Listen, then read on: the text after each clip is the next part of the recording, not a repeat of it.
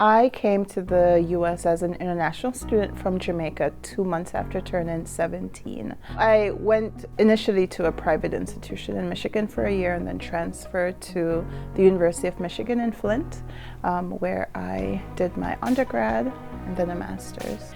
And then I did a doctoral later on with the University of New England. In my first semester of junior year, I had like this epiphany. My new institution didn't have the support for international students. I spent so much time going to student open forums and doing all these things to request support that the administration started putting me on actual committees. Not many people know that I was an engineering major when I first arrived to college. I decided to change my major in my junior year, which in my culture, that's just not acceptable.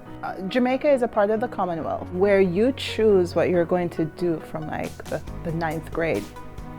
And then you have to take a series of classes, then you take those exams, and then you go into that major in college.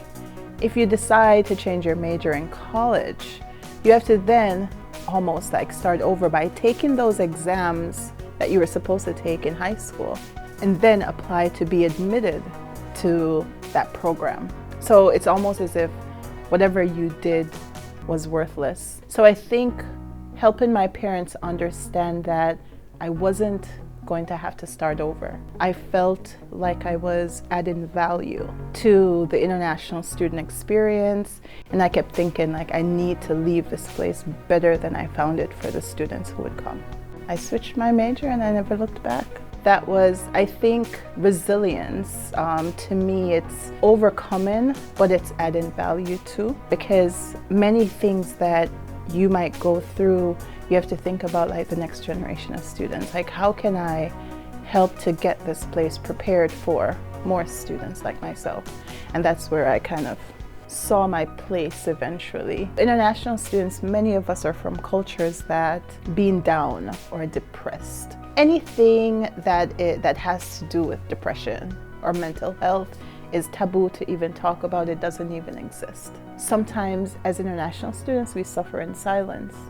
We don't know where to turn, we don't know who to go to. Throughout my years as a student and even into this profession that I've accidentally come into, I think that's one of the things that I talk to international students about. Ensuring that they know that it's okay to stop by.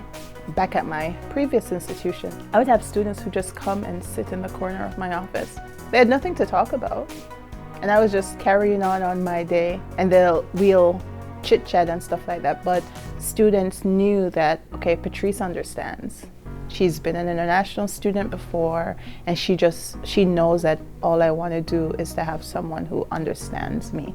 I would say the biggest challenge is not necessarily having that support structure in place, or even having anything organizational in place for international students. It's important to have a community anywhere you go, whether or not you traveled 30 minutes to go to college or whether or not you traveled halfway around the world.